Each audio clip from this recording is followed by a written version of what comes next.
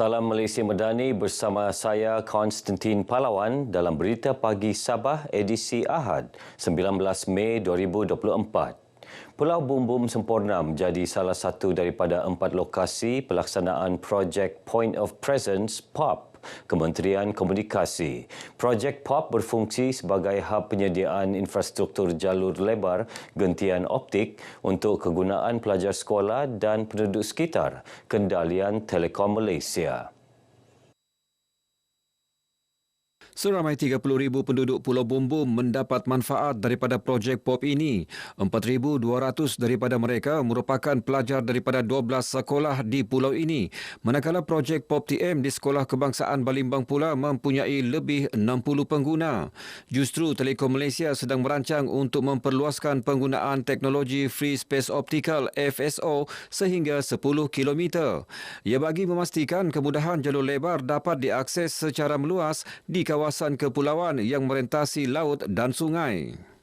FSO ni jauhnya cuma 3 km, tetapi kami sekarang masih melihat untuk memanjangkan pansaran itu ke 10 km. Secara besar lagi pencapaian gigabit internet ke seberang sungai di Sabah, Sarawak.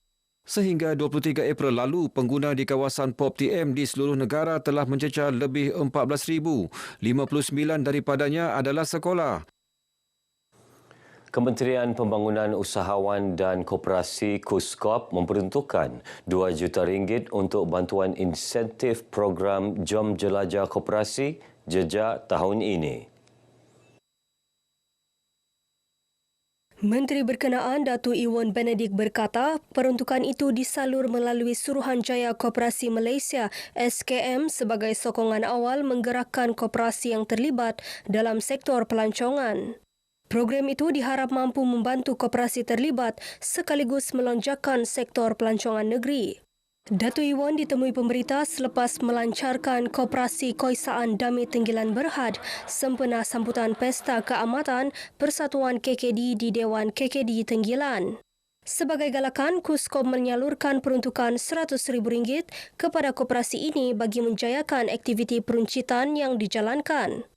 Saya berharap koperasi ini dapat melonjakkan aktiviti ekonomi, perniagaan dan perkhidmatan yang ingin dijalankan. Dan antara lainnya yang telah saya persetujukan adalah pelaksanaan tamu desa di kawasan Diwan dan Tapak milik Persatuan dan Keluarga ini. Setakat ini, Koperasi Koisaan Dami Tenggilan yang ditubuhkan sejak Januari lalu dianggotai 1,300 ahli. Datuk Ewan turut mengumumkan peruntukan RM200,000 untuk pelaksanaan projek tamu desa Tenggilan. Sementara itu, dalam majlis berasingan, Datuk Ewan berkata tiada keperluan untuk mewujudkan satu lagi pentadbiran di peringkat kampung. Ia susulan penubuhan Jawatan Kuasa Komuniti Desa Madani JKDM di negeri ini. Menurut Datuk Ewan yang juga ahli Parlimen Pinampang, kerajaan negeri mempunyai ordinannya sendiri dan sebarang keputusan untuk menubuhkan JKDM perlu dirujuk kepada kementerian berkaitan. Ini pendirian saya, iaitu tidak harus ada satu pentadbiran JKK yang kedua di dalam satu-satu kampung di Sabah ini, dan kita juga telah meluluskan ordinan pentadbiran luar bandar di Dewan Undangan Negeri di mana hanya ada satu pentadbiran kampung JKK yang diiktiraf, iaitu yang dilantik oleh kerajaan negeri. Datuk Ewan ditemui pemberita selepas merasmikan acara padang Pesta Keamatan Peringkat Daerah Pinampang.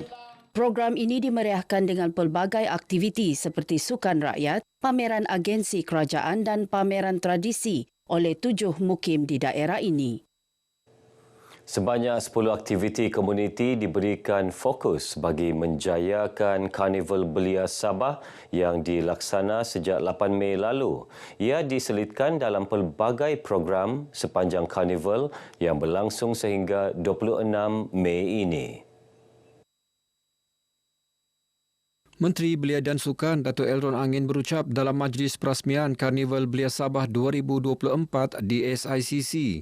Majlis perasmian disempurnakan Ketua Menteri Datuk Seri Panglima Haji Jinor. Menurut Datuk Elron, ia melibatkan komuniti aktif, ekspresi, bumi hijau, agro, TVET, niaga, digital, kerjaya, relawan dan bakat. Pemilihan komuniti berkenaan bersesuaian dengan kecenderungan dan trend belia masa kini. Ia diharap membantu membina belia dari segi intelektual, kepimpinan, kesukarelawan, keyakinan dan kecekalan. Pelbagai aktiviti dijalankan sepanjang Karnival Belia Sabah melibatkan aktiviti sukan lasak, hobi, penjagaan alam sekitar, peningkatan sosioekonomi, kemahiran keusahawanan, digital dan teknologi. Seramai 108 pendatang asing tanpa izin parti ditahan atas pelbagai kesalahan dalam Ops Mahir dan Op Kutip sekitar Kunak dan Semporna. 74 daripadanya merupakan warga negara Filipina, 6 warga Cina dan seorang warga Pakistan.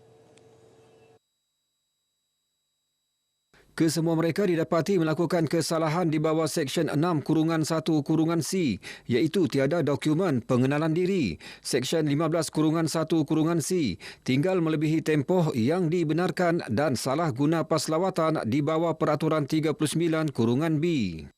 Operasi ini melibatkan seramai 63 penguatkuasa. Seramai 1,200 kita telah periksa dalam tiga operasi yang sama dilaksanakan pada hari ini. Seramai 108 orang pendatang asing tanpa izin telah ditahan atas pelbagai kesalahan imigresen. Kesemua tahanan ini akan ditempatkan di depo tahanan imigresen Tawau. Datuk Siti Saleha menegaskan tindakan undang-undang akan dikenakan kepada majikan yang membenarkan parti masuk dan tinggal di premis mereka. Sabah kini berada di landasan yang betul untuk menoktakan miskin tegar. Ketua Pegawai Operasi Sekretariat Sabah Maju Jaya SSMJ, Ramli Karya berkata, profil ketua isi rumah sudah disedia bagi memudahkan pelaksanaan program pemasmian kemiskinan tegar. Menurut Ramli, jumlah miskin tegar di Sabah telah menurun 44% daripada 22,510 orang kepada 12,555 orang pada Mac lepas. Beliau yakin usaha mengurangkan 80% bilangan miskin tegar menjelang hujung tahun ini dapat dicapai. Ramli menyatakan demikian kepada pemberita selepas Majlis Apresiasi Media SSMJ di Kota Kinabalu. Sementara itu, Pengerusi Penganjur Rosni Osman yang juga pengarah Sekretariat Sabah Maju Jaya berkata, Majlis Anjuran SSMJ ini bertujuan menghargai peranan pengamal media di Sabah. Sambutan Pesta Keamatan perlu dikupas secara komprehensif dan dizahirkan melalui penganjuran pengisian program baharu. Program baharu tersebut perlu merangkumi pelbagai aspek bagi mencungkil bakat anak tempatan Sabah.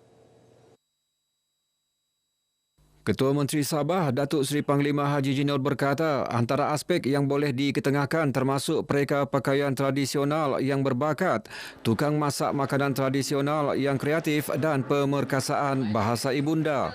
Beliau berucap demikian ketika merasmikan sambutan Pesta Keamatan peringkat Bandaraya Kota Kinabalu. Teks ucapannya dibacakan Pembantu Menteri kepada Ketua Menteri, Datuk Abidin Madingkir yang juga Menteri bertanggungjawab kepada DBKK. Seramai 3 unduk ngadau di BKK layak ke pertandingan peringkat negeri hujung bulan ini. Mereka ialah Nurul Yananido yang merupakan Johan Unduk Ngadau Keamatan Bandaraya Kota Kinabalu. Manakala tempat kedua dan ketiga dimenangi Jovita Claire Joseph mewakili Unduk Ngadau KDCA Tanjung Aru dan Losbert Linsing Unduk KDCA Bandaraya. Johan membawa pulang hadiah wang tunai RM12,000, tempat kedua RM8,000 dan RM6,000 untuk tempat ketiga. Hadiah disampaikan isteri Datuk Abidin, Datin Florence Malangking. Dalam pada itu, Nurul Yanadido turut membenangi Tati Tinandai Togingo atau Anugerah Rekaan Pakaian Kontemporari Terbaik dan Tati Topiodo atau Miss Natural Beauty DBKK.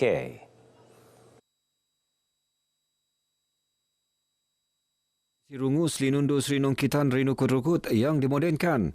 Beliau membawa pulang hadiah wang tunai RM2,000 beserta beberapa hadiah iringan. Tempat kedua dan ketiga rekaan pakaian kontemporari terbaik dimenangi Audrey Dayan Chaiki dan Losbeth Linsing, masing-masing memperagakan pakaian tradisi Dusun Liwan dan Rungus yang dimodenkan.